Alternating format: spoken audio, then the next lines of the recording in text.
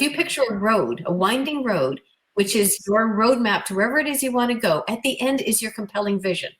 What you see are like lampposts along the road. Every lamppost is a piece of your personal foundation, right? So if I go off that road and I get mad at someone for treating me terribly, I have to look in the mirror and say, why did I allow that? Welcome to the Brand Stars podcast. If you're a visionary woman with a message to share, and you're already the face of your brand, but would love to become the star of your brand, then you're in the right place. I'm Naomi Espint, longtime personal branding photographer, videographer, trainer, and creator of the online Brand Stars Academy. I host inspiring guests on this podcast, each an expert in their own field. And we all share a passion for helping our fellow women to shine our light and share our brilliance in the world even more brightly. So that's the golden thread goal of each episode. Let's dive in. Enjoy. Very special welcome to my wonderful guest, Sandra Lee, who is all the way in Canada. Welcome, Sandra. Hello, everybody. Hi, Naomi. Thank you for having me. It's such a pleasure to be here. Today, we're talking about a very special topic, which is all about transformation and fulfillment. And this is something that Sandra can teach us all a lot about. She's been in this space for a very long time. And so just to also give you all a little insight about her, this amazing lady, Sandra is a personal and corporate transformation coach affiliated with Life in Balance, which she's going to tell us a bit about later. And she's passionate about helping individuals and organizations to overcome their barriers and reach their potential. As an experienced consultant, coach, and speaker, she has spent over 25 years coaching 11,000 individuals around the globe, studying their motivations and their experiences and behaviors in both personal and business relationships. And Sandra has worked closely with more than 40 organizations in a number of key industries, and that's on a local, national, and global level, national being in Canada, as I mentioned. And she has achieved numerous certifications in areas of behavioral assessment, emotional intelligence, general intelligence, coaching, learning and development, facilitation, and talent management. So there are lots of jewels waiting for you all here. Everybody, lean in and listen closely. And Sandra is also a skilled professional speaker and facilitator. And she lives with her husband in Ontario, which is Canada's beautiful Niagara region, which I haven't yet been to, and I really want to. I've been to British Columbia once, but not to your area, Sandra. Oh, it's beautiful. It's beautiful. I believe you. And Sandra loves to spend her time traveling, going on new adventures, and spending time with her family. Sandra, may I ask you to kick off by sharing a bit about your journey and what has led you to do the amazing things that you do today? Sure, Naomi. Thank you very much. Well, I guess my story has been a lifelong journey of self-discovery and removing all the barriers that held me back. And so for me, I've always, I guess I'd say I've had strong self-esteem, meaning that I knew what my skills and abilities were. But for some reason, I lacked the self-worth that I needed to truly propel myself forward. And in doing that, I didn't reach my potential. So I had this, and I know many women do, I had this deep-rooted fear of failure, of being abandoned and betrayed. And I had that for the longest time. So I was afraid to fully put myself out there. And obviously I had some success, but not where I am today. And so I knew I could be more, do more, and have so much more if I just took that step. So as a result of knowing what that feels like, it's always been natural for me to be drawn to individuals, organizations who want to take themselves to be better than they were yesterday, to take themselves to the next level. I love that, Sandra. And it really resonates with me. And I must say, I'm sure many, many people watching, and in particular, as you say, with us women, it's so common for us to experience that low self-worth in some form, but also at the same time have that sense of so much more potential within us. Right. And kind of that almost tug of war that we know we could be doing more and being more, but then we have that stumbling block of things that hold us back. So let me ask you this, in terms of helping people transform their personal and professional lives and find fulfillment, I know fulfillment as such can be quite elusive, and I've experienced that too. Can Yes. you share some tips with our viewers about how they can go about achieving this Yes. fulfillment? Yes. You know what? It's easy. All you have to do is pursue what's in your heart. It's that simple. And I'll tell you why I say that. You know, of the thousands of people that I've coached throughout my career, I can honestly tell you that at least 80% of them are unhappy. And they're unhappy because they live their lives based on what someone else expects of them and not what they want for themselves. And so, in my experience of working with people, fulfillment is in one's life is completely personal. It's not comparing yourself to others, it's doing what is ever meaningful for you. And it's really pursuing your passion. And you know, the way you do that is to find your purpose. So, when you're trying to figure out your purpose, it's why do you exist? What is your mission? And once you find your purpose, the rest is easy. Your relationships, your career, your own happiness, they're all going to fall into place. Some people say, if you go back and you look in your life, what was the pivotal moment when something changed for you? Was there something sad or traumatic or eye-opening that happened for you? And it's usually because of that that helps people develop their purpose and move forward. I can give you one very quick example. There's a show here in North America. I don't know if it shows over in South Africa, but it's all about people who have been adopted. And the woman and man who run the show, they were adopted and they know what it feels like to go out there and search for your family. So that's what they do. That's their purpose, is to help people find their long lost family. And that's the name of the show, right? So that's an example of finding your purpose based on something that happened in your life. It's whatever's in your heart. Yes, I love that, Sandra, and that's such a special story. And I really relate to what you're saying, because for me, there was a definite pivotal moment, a couple actually. Right. But I think you know my story, that I grew up with a really bad squint, which I still have, but now I've learned to control it since being an adult, and I wear contact lenses quite often.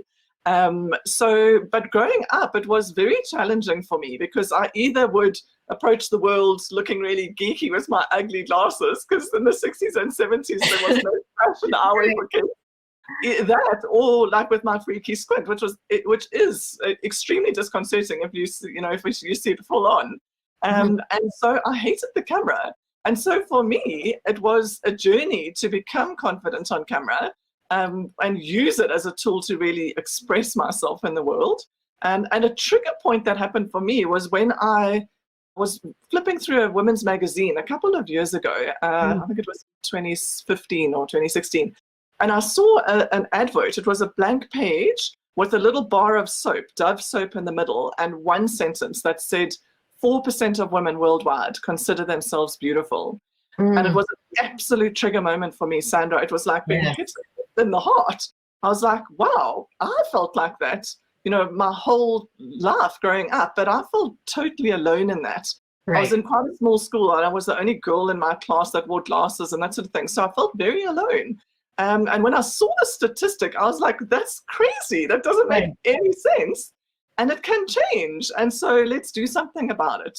Yeah. And so I totally relate to what you're saying. But what I'll also say, Sandra, is finding my purpose was my biggest challenge as an adult.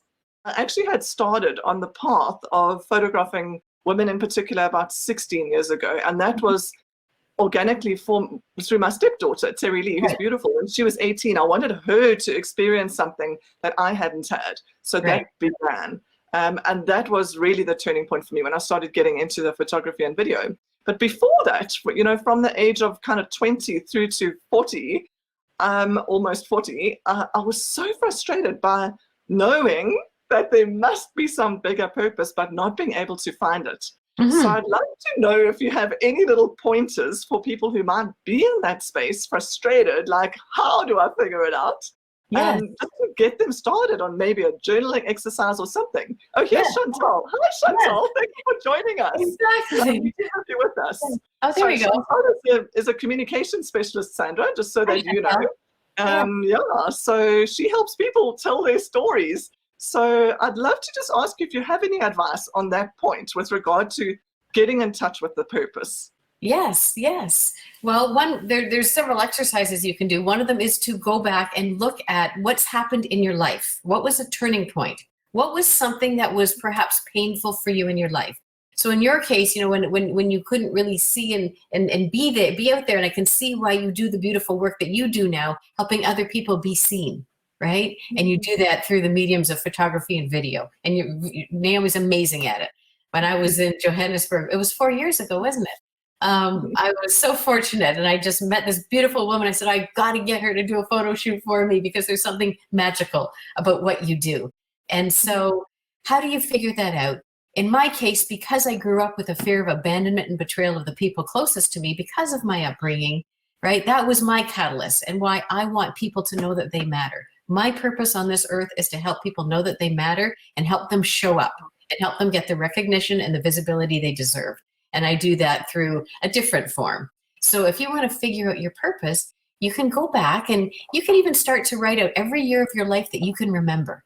And every year, and just write out something that's highlighted for you in your mind, a memory that you have. And you'll start to see patterns. What was good about that might have been a catalyst for who you are today, or what might have been sad about that. That's one way that you can figure that out. There's another way, and that is the process of looking at your own skills and strengths, right? So who are you? What do you do? What have you accomplished in the past? What are you good at? What comes naturally for you? Or perhaps what are your hobbies? What are you most proud of? What do people thank you for? Start answering those questions for yourself, and you'll see what comes out of it. Another way to do this is knowing what your values are. So what's the most important thing for you at this point in your life? And it's not what other people want for you, it's what you want for yourself. And maybe even your boundaries. Because as you start to answer these questions, you start to form something that's called a personal foundation. And this personal foundation is built on your purpose. So your purpose comes out of this exercise. It's another way to go about and get it.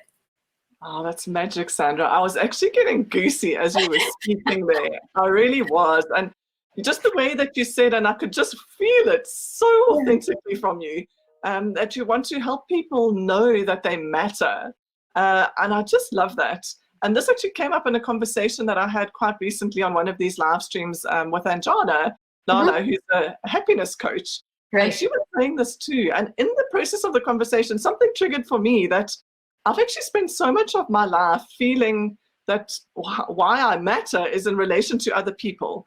So, because I look after my husband, I don't even have my own children, and I still feel this way in terms of how I serve clients and, how I show up, what I do for other people. And I think as women, this is so common for us to kind of identify ourselves in terms of what we do and how we show up for others instead of just who we are. Yes. And so something else, Sandra, I know the focus of your work is really powerful in helping people explore who they are and what they stand for. And as you say, the values and the sense of purpose, instead of what I've heard you say often, living according to other people's expectations. Yes. And thank you, by the way, for your wonderful kind words about my photos. They're true. But so, yes, so we do have this tendency as well, I think, as a culture generally, and I mean like globally, of living according to other people's expectations. So with that sort of specifically in mind, and I'm sure the purpose exercises help, but do you have anything specific to share with regard to that, with people freeing themselves, how to free themselves of living according to other people's expectations? Yes. Well, part of the answer to that is the one exercise I just mentioned about having your own personal foundation, because when you have challenges that come up against you, I go like this, because when you finish your personal foundation, you can laminate it and hold it up next to you to say, hey, this is who I am. But you know what? Part of it, Naomi, is understanding the root of this. And so, for example, as children, in the first 7 years of our lives, we have no discernment of what our parents are doing, if it is right or wrong. So your parents could be totally wonderful, loving, kind people, but when you want something and it's not what they want or what they believe in, they shut you down. And so as a child, you learn to basically become subordinate to other people. And that's how it starts. So let's say your parents have some dysfunction in their lives and they're alcoholics, or they have other issues where they can't look after you. So children need their parents to give them a safe, secure environment. And the thought of not getting your parents' approval leads in a child's immature mind to believe that their parents aren't going to be around. And that is tantamount to death for a child. So that's how it begins. That's how the self-worth it begins. We learn to bury who we really are in favor of getting the approval of the people we need to look after us. Now, if your parents are totally loving people and they say things like, oh, don't do that, watch what the neighbors say, they have just invalidated you. Unintentionally, but they've invalidated you. Or, some people say, well, no, I go to church, so my children will go to church. But I don't believe in church. I don't care. You are my child, you go. So you learn to become a robot in certain things. And what happens is what we believe and what we want, we are learning subconsciously that it's not important, and it gets buried. And so when I say layers and layers and layers of expectation, well, my parents have expectations that I can't rise above. And then maybe my siblings and maybe my teachers and maybe my spouse, and it just goes on and on. And then when I get these beautiful women who have so much beautiful spirit inside of them, they're almost looking at me with dead eyes because this passion is buried under all these expectations. The answer is to understand where it comes from. And no, it's not your fault. If you don't have self-worth, it's not your fault. And that's huge. That is huge, Sandra. Oh my gosh, I've got goosies again, and I'm in good company now because Chantal says, yes, and Chantal says, goosies for me too. I suffer from imposter syndrome, and I'm trying so hard to get over it. I know I'm good at what I do, but ... And isn't this something that nearly all of us as women entrepreneurs especially really come up against? And everything you said there made sense to me. So I came from a loving home very much, and there was no alcoholism, nothing like that. But what I experienced looking back is that my father was a very strong personality. Right. And he wasn't abusive or anything like that. He did have a huge temper, which he did let go of every now and then, but it wasn't like hitting us or anything like that. But I mean, it was strong. But more than that, I think it was his very dominant way of sharing his opinion about what was best for us. And, we were very, obedient children. Right. And so you want to do the right thing. And so the result of that is that I didn't form my own opinions clearly from a young age. I wasn't encouraged to do that. I was very encouraged to be told what was right, what was best, And part of that was that growing up, and I've shared this before, creativity was not a thing. It was not there was no value placed on creativity. All the value was on academics, especially from my father, and also in the schooling system in general. So that's also why I think it took me forever as an adult to figure out that actually I'm creative and what that means. And there's so much joy that comes out of that. Yes. But it was from an indoctrination point of view. And it wasn't from a bad intention. I think it came from the best intention. But the result was this thing of not feeling that my opinions mattered even. Right. And this imposter syndrome thing, I think is a huge challenge. Would you like to speak a little on that in response to Chantal's comment, Sandra? Absolutely. Even my own daughter, when she got her PhD, she said, Mom, there's so many people like me, when we get our PhD, we feel like we're a fraud. We have this imposter syndrome that we, and it's like, well, you actually worked for it. You did all the work, but somewhere we learn not to believe in ourselves because of other people's expectations. And that's where it comes from. Right. So so the work I do is all about getting in touch with who you are on the inside. And what I would say is unleash the beast, There is, I think I have it right here. One of my favorite books, Finding Your Element. This is an amazing book by Ken Robinson. Finding Your Element. In here, I'll just very quickly, there's a story, I don't remember exactly, but there's a young woman in school, and this is early, like 1930s or 40s, and the teacher calls her mother and says, send your daughter to a psychologist. She's not getting with the program. She's looking out the window. There's something wrong with her. Because as we know, society back then and in our parents' day was very strict. There's a certain way you behave. There was certain etiquette. You just followed what it was. There was no opportunity for independence or creativity. And so with this young girl, she goes to the psychologist and he says to her mother, there is nothing wrong with your daughter. Send her to a school for the arts. So she does. And at the end of the day, the young girl comes home and she says, oh, mommy, they all learn like me. They learn through music Oh, and dance. She went on to be one of the world's greatest choreographers, and she choreographed for Andrew Lloyd Webber. So it comes down to, who are you to define who I should be? Like yes. society back then told us. Society today is much more open. But for Mm. those of us that are in our 40s, 50s, 60s, we grew up in that era where it was dictated how you should behave. And you went, yes, Yeah. yes, sir, and I'll do it. Absolutely, especially as women and girls. Wow, and that was goosebumps all over again. The art school. Imagine. I mean, I could, because I did so well academically, it was never even a thought in the on the table to like do art. You know, just like, oh no, you do maths and science. You know, there Right. we go. Exactly. What a dream to be able to study in an artistic environment. I mean, wow. Yes. Amazing. And also what you said there about your daughter achieving a PhD and then still having that imposter syndrome. And isn't that the case also so often with us as women entrepreneurs in particular, but actually also in business, as professionals in corporate, this urge to feel the need to certify and certify some more and then Yeah. certify some more before we can actually charge for something. Yes. Fortunately, that's one of the gifts I find in getting older. That has released a lot for me, that whole certification thing. And even the imposter syndrome to a large degree, because I think once you've got you've got that critical mass of what is, I think it's Malcolm Gladwell says 10,000 hours. Right. And then you can feel a little more like, okay, now I can do this now. Right. But thank you also for sharing that book. I'm going to definitely look into that. So Sandra, with your wealth of experience helping people to overcome the barriers to really reaching their potential, which are the stumbling blocks? So I know we've spoken a bit now already with regard to other people's expectations.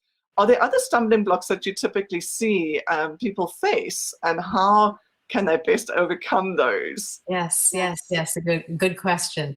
Well, I think one that overrides all of this, and just finishing up our last conversation too, is the principle that you are lovable just because you exist. There's nothing you have to do to earn it. You just are. And when you can accept that for yourself, then everything else will come into play, especially with what I'm about to share with you. So the most common stumbling blocks that I've seen would be, number one, not believing in yourself, or having some fear, some type of a fear of failure. I'm afraid of looking stupid. I'm afraid of losing my job. I'm afraid of being ridiculed. Those sorts of fears. And, or, something happened to me in my childhood, or someone was mean to me, so I'm afraid it's going to happen again, for example. The second one is lack of emotional awareness, and I'll explain this in a minute. And the third one would be a lack of a roadmap to move forward towards whatever it is that you want. And so how do you overcome these? If you don't believe in yourself, it's building that personal foundation we talked about. Who are you and what do you stand for? It's so important, because you set your boundaries up there. And when you have that, you stop being a victim of people around you.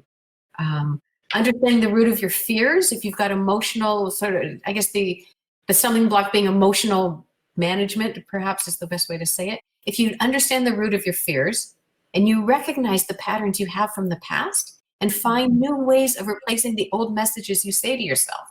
So if you say to yourself, I'm stupid, I make mistakes. Let's say your parents told you you're clumsy instead of, or you're stupid, or what's wrong with you, those sorts of things. That as a child, you believe those, and it sits in your subconscious. And as you become an adult, right, when you make a mistake, the first thing you say to yourself is, what an idiot. Instead of saying, oh, okay, well, how do I learn from this and move on? So it's learning to replace the old messages you tell yourself with new messages. The other big piece on emotions is knowing what triggers you. And for those of you who don't know what a trigger is, something happens and it triggers, it's almost like an alarm bell in your head, and it triggers an emotion when someone says something or something happens. So it could be someone says, oh, I see you changed your hairstyle. And if the voice in your head is, you're stupid or you're ugly. I know some of my clients, their families told them they were such ugly women. How can you say that to a child, right? So if someone says, oh, you changed your hair, and it's actually meant to be complimentary, but the message she hears is, you're ugly. She just got triggered, and she starts to cry, or she yells at them. She reacts negatively. So it's recognizing what your triggers are, and then know how to manage them when they are triggered. And it's a very powerful exercise to do that. As far as a lack of a roadmap to move forward, it's creating a compelling vision of where you want to be. And when I say compelling, it's got pulling power. So that when you get up in the morning, it's like, oh my God, I slept in too late. It's 5 a.m. I slept in too late. I want to get up and I want to do what it is that's in my heart, right? So your vision, it's something it's who you are, and it's pulling you. And then just from there, creating a really clear path to help you get there. So I know there's a lot in there, but those are some of the key steps to overcoming those common barriers. I love that, Sandra. Yes, and I can really understand from you that this is a process, and I can imagine you going into personalized detail with each of your clients in terms of going through this. Because I also find, I love what you're saying there about the vision pulling. Right. And it's almost like that scenario that the pain pushes until the vision pulls. Yes. That's certainly been how I've experienced it when the pain of not knowing my purpose was pushing. Until I got involved in the whole creative space of photography and video. And then the vision started pulling. And Chantal says, yep, love the reprogramming, the messages you give yourself. Yes, absolutely. I told my daughter yesterday too that there's a change in the way you speak. It's not that I have to go to work, but that I get to go to work when you're not in the mood. So I love this. And actually, my sister, my twin, she shared something with me a little while ago. So she's been working in the corporate space for most of her career. So you're both giving me messages too. Vision and knowing my purpose. Got some work to do. Oh, wonderful and exciting work. I love that. Thank you, Chantal. That's exciting. And so what Ruth shared with me was that, so she's been in the corporate space for a long time. She's very happy there. She's in IT.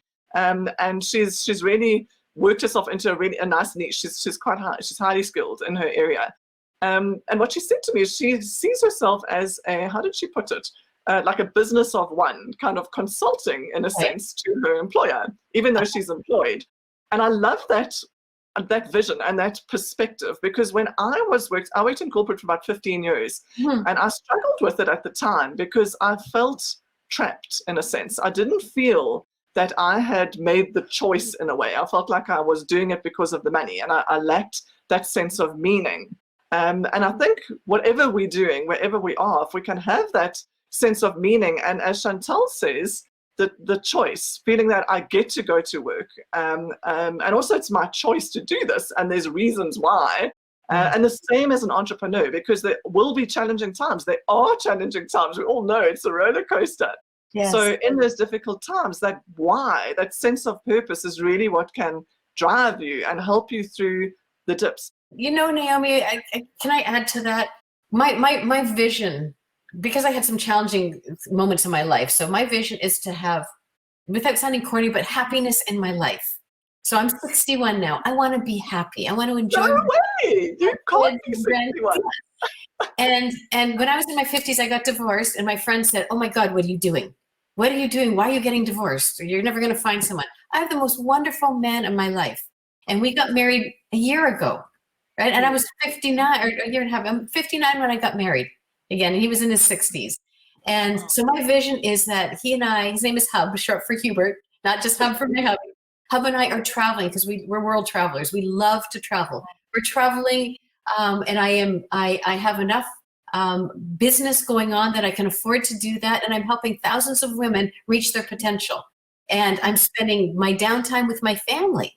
That's what I want for my life. So I literally visualize it. I have pictures up on my wall about it, and so that's what I'm working towards. But then to get there, I have my personal foundation that says this is who I am. This is what I stand for, my values, my standards, and my boundaries. I will not accept anybody swearing at me, calling me names, being incredibly rude and negative and disrespectful. I will not, whether it's an employer, a client, a family member, I will not participate. And that's why that is so important, right? So if you picture a road, a winding road, which is your roadmap to wherever it is you want to go, at the end is your compelling vision. What you see are like lampposts along the road. Every lamppost is a piece of your personal foundation, right? So if I go off that road and I get mad at someone for treating me terribly, I have to look in the mirror and say, why did I allow that? I can't change them, but I can look at me and protect my own interests. And it's not being selfish, but it's a transition to go from what the world told me I should know and do to what I believe is right for me. And that's where my happiness is. It's not selfish, because then I can inspire, and I'm a better version of myself to my husband, my kids, my friends, my clients. Right? Yes. Oh, Sandra, and you are such an inspiration. And I can't believe you're 61. I'm like, no way. That's amazing. Thank you so much for sharing that story. That is super inspiring, Sandra, really.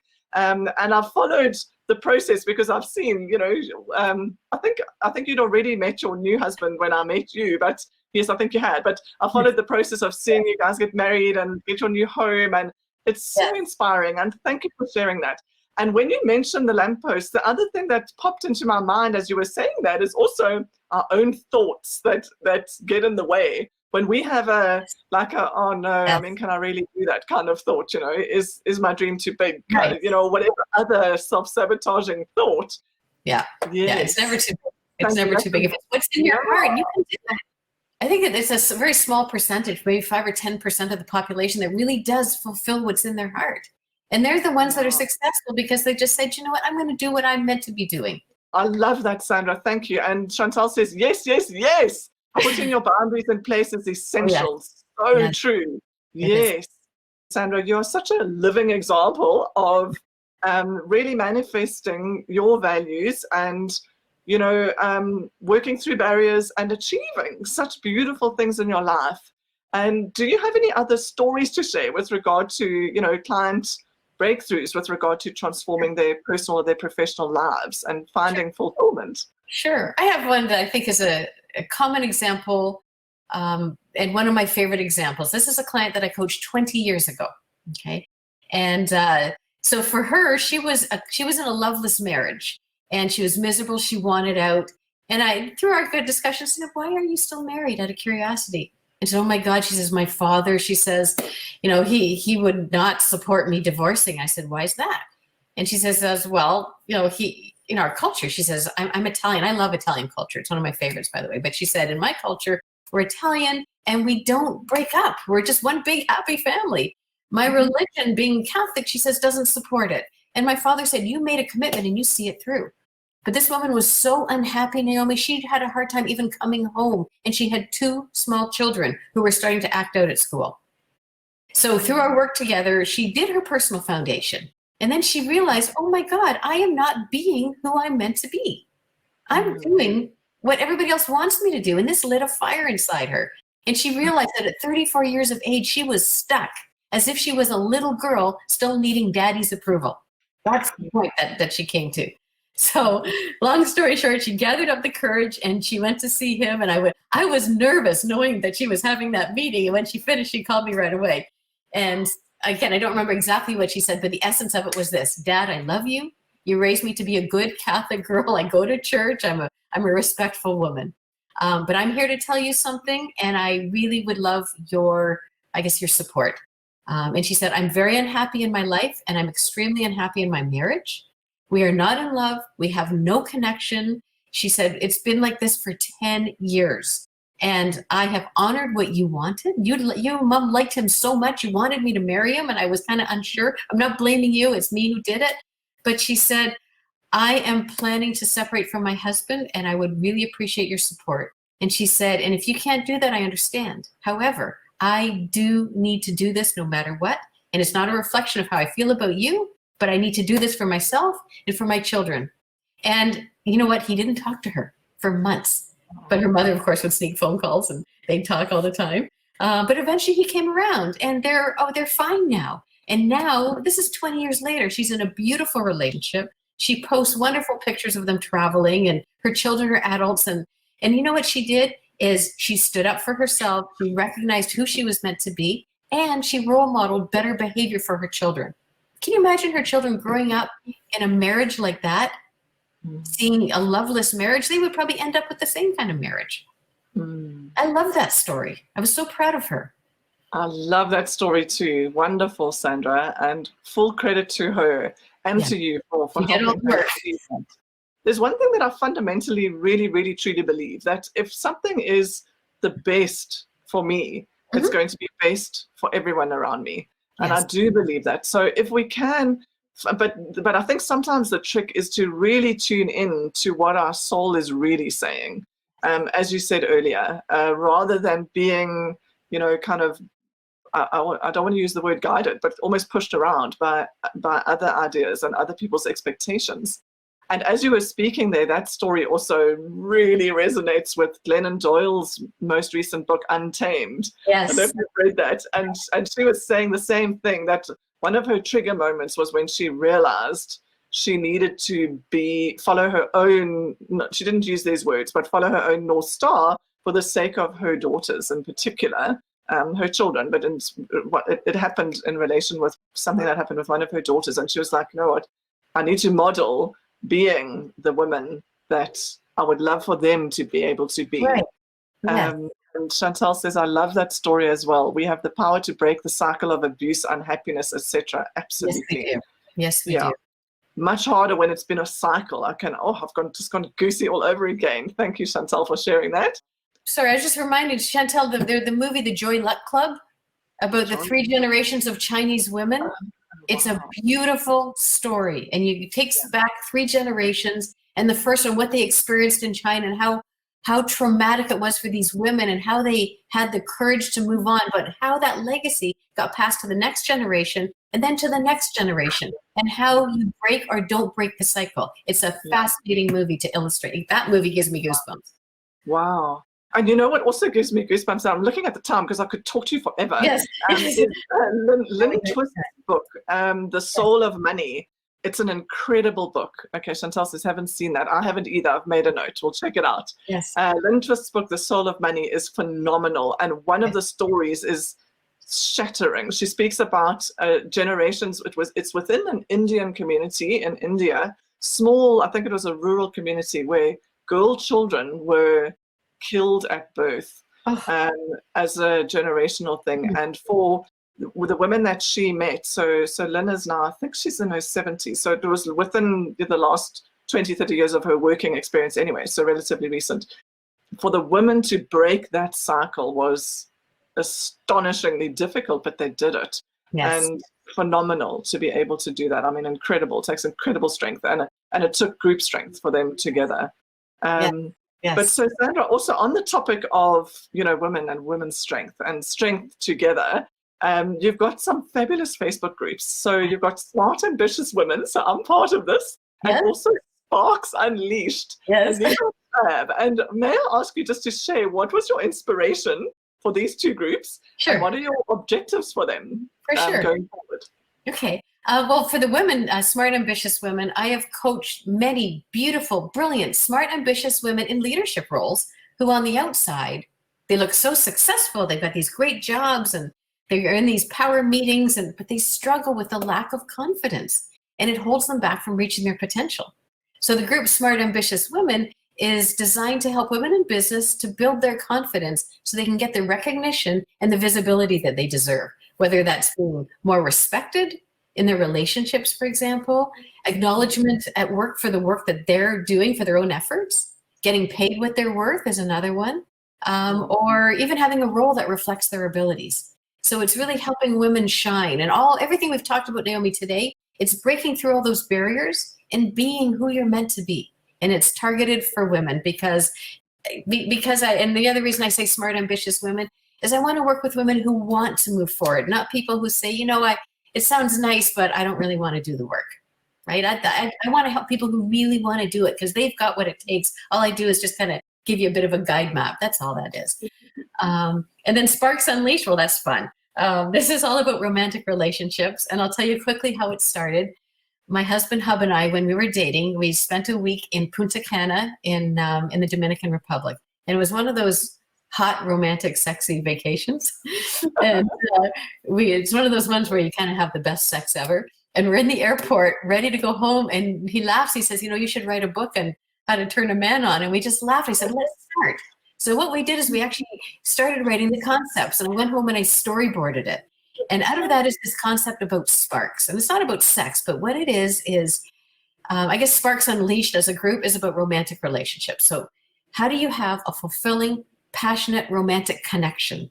And if you don't know who you are, it all goes back to your personal foundation, right? So if I'm a really insecure person, I'm going to look to my partner to fill my void, the void that was created in childhood.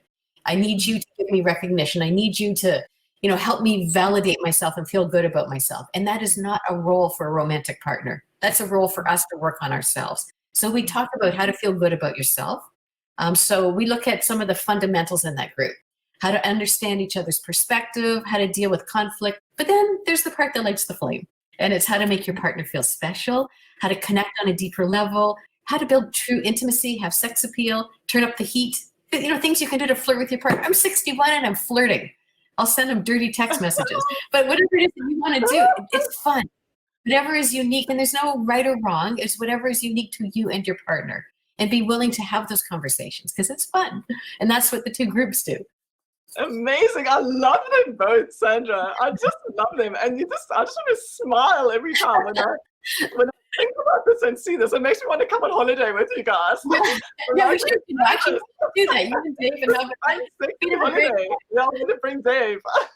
Exactly. Oh, it's so special. And I must say for me, so we've been married for almost 26 years. Yeah. And I totally agree with you that one of the most important things is to be able to find your own passions and explore those and be able to also do some different things and then obviously do some together. Right. Awesome groups. Chantal says, thank you so much for this great session, both of you. You're so welcome. So please join the group, Chantal. Sandra, are they open? Are they private or are they open, the groups? Oh, no, you can, if you find a Smart Ambitious Women on Facebook. One very simple thing that happened, I was in an airport and I was talking to this one woman and she asked me what I do and I was talking about the spark side of it and she says, you know what? She says, I got a lingerie set given to me a year ago. It's still in the box. I'm going to go home and take it out. So to this day, I wonder how that night went. Yeah, oh, that's fantastic. And I love I actually love airport stories. To tell you that I'm a Sagittarian, I like to travel.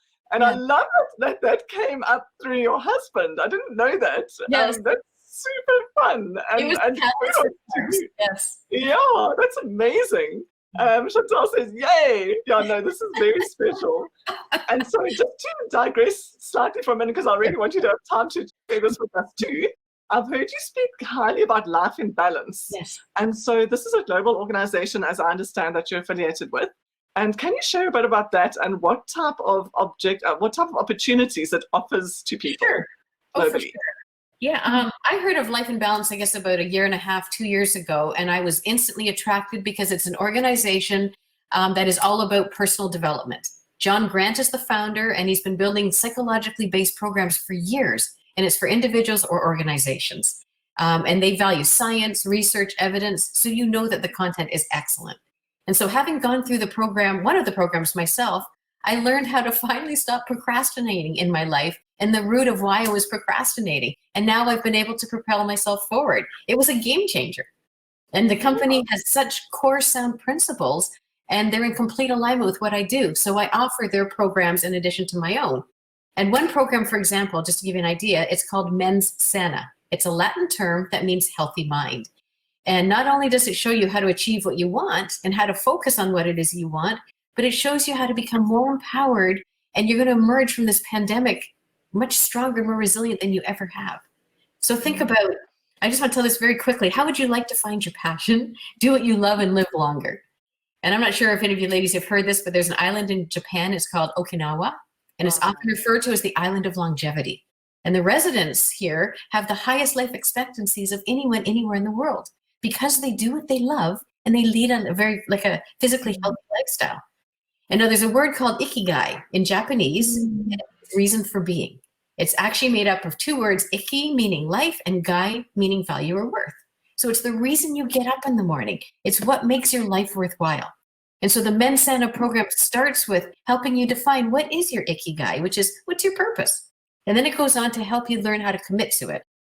It shows you and helps you discover what your mental barriers are and how to remove doubts that you have and understand your resistance to change. And it gives you permission to be your best self. It's very powerful. And so the opportunities in Life in Balance would be to be a client and go through any one of their programs. Mens Sana is an example. Or if you wanted to, you could become a coach if you are a coach yourself. And they have 2 types. One is a classic coach, where it guides individuals through stuff development programs like the Mansana one I just mentioned. Or I am a corporate coach, which is where I facilitate larger groups and teams to enhance productivity, for example, or focus on goals, as well as many other sort of fundamental business skills. So those are really two opportunities to participate in the programs or be a coach and offer the programs and help other coaches. Wonderful. Thank you, Sandra. And so interesting. I actually was listening to a podcast earlier today, and that point of ikigai came up. Oh, it did. And I love that. And I can't remember when, but a couple of years ago, I first, heard about these. I think they call them the blue zones, where the people live longer, and why they do. And I just love that. Yes. And exactly coming back to what you were saying in the beginning about your sense of purpose. And also that in the communities, the fact that the older people are so valued for their wisdom and their knowledge. Yes. Wow, Sandra, says Chantal. Wow, Sandra, you're so inspiring, and your passion shines through as you speak. I can see how you help people. So can I. Exactly. I'm so looking forward to this conversation for exactly those reasons. Yay. Wonderful. Thank you, Sandra. And again, you dropped a little pearl in there about how you learned how to overcome procrastination. Do you have a little pearl to share with us about that? It's in the Mansana program, but there's reasons for procrastination. And so there are different reasons that apply to different people. One of those reasons for me was fear, because I didn't have self-worth. I know I can do anything I set my mind to, but why was I not achieving here? I had amazing jobs, and I always moved up in my jobs, but I know I could reach more people and do more. But I kept stalling. I'd start and stop, and it's because I had a fear. And this program helped me identify that fear. Yes. Right. And then when I got through that and got over that, then I could move forward. Right. Yes. So that's why I love this stuff. The content is so rich and it works. If it worked for me for years of procrastinating, I got what it takes. I think it worked for anybody. Wow, that totally resonates with me, and I agree, because there were a couple of things that I procrastinated on, definitely from fear. And one was starting my Facebook group. I procrastinated. My nemesis says, Chantal, procrastination. Yes. And I knew, and I was just something was holding me back for about a year. I thought, let's do this. And I was saying to myself, I'm worried that, first of all, that nobody will join. And also that it will take too much time. I was very worried about how much time it would take and energy and effort. And it has taken some energy and effort. But I also identify with the fear aspect. And the other was actually going live. That was another thing I procrastinated for a long time until I got invited onto live. Yes. Guys, with my wonderful friends, and I loved it so much. I so enjoyed it. That's why I started this series. Right. Also to give other people the experience, because it's super fun to go live with someone else, actually. Yes. It's definitely easier than going live on your own. But once you get into it, it's like everything. It becomes so much easier. So thank you for that, Sandra. Your comment reminds me of Marianne Williamson's quote from her book, Return to Love. It's my favorite quote. And the mini version of it is, who am I to be beautiful, talented, gorgeous? And the principle is, when you let your own light shine, then you give other people permission to do it. And that's the example you just shared, right? When you did this and you invite other people on, you're so inspirational yourself. Right. And just by watching, you say, oh my God, look at what she's doing. I want to do what she's doing. You're doing what you're meant to be doing. It's wonderful. Oh, thank you, Sandra. That's amazing. And I love that quote. It's one of my favorites too. And wrapped in with that, she says that famous part about how we are more afraid of our light than our darkness. Right. And to let that shine. Oh, fantastic. This is like very close to my heart. Thank you, Sandra. Have you got anything else to add, just to inspire our viewers on their personal and professional journey in terms of finding their fulfillment and overcoming their roadblocks? Absolutely. Just some things to remember, perhaps, without not wanting to sound preachy, but you matter. No matter what anybody says, you matter. What you want is important. And know that you are not defined by someone else's view of you. Because that view that other people have is often a projection of their life's experiences, which has nothing to do with you. That's a whole other topic. But just don't ever stop believing in yourself. And when you follow what's in your heart, I guarantee you that everything is going to, like all the aspects of your life are going to change. It's going to be so easy. I know all of this because I have lived all this myself. I've coached thousands of people. And I too get goosebumps, and it's such an honor to be included in someone's journey and watch them reach whatever that next level of success is for them. And there's no comparing yourself to anybody else. It's just what's in your heart. Go for it. And that's it. So thank you so much, Naomi. I'm just so happy to be a part of this. Wonderful. Thank you, Sandra. And Chantal says, well, join the groups. Can't wait to learn from her, being you, Sandra, and others. Love learning from others. Me too. And I love meeting you, Chantal. Thank you so much. I appreciate it. And Naomi, thank you for being you and being wonderful. Oh, thank you so much for taking the time to be with us, Sandra, and for sharing all of your insights and your inspiration. And there's so much more where this comes from, as I'm sure all of your viewers have got a taste of and that you can see. So thanks again, Sandra. Thank you very much. Have a great day, everybody. We hope you enjoyed this episode as much as we enjoyed recording it for you. If you did, please share this podcast with your women friends, leave us a review, and subscribe. We'll be most grateful to get the message out to more visionary women who want to become the star of their brand. And here's to you becoming the star of your brand. To help you with that, hop over to brandstarscourse.com and grab your free online course to get started. Then join us for the next podcast episode. Thank you for being part of our Brand Stars community, and have a radiant rest of your day.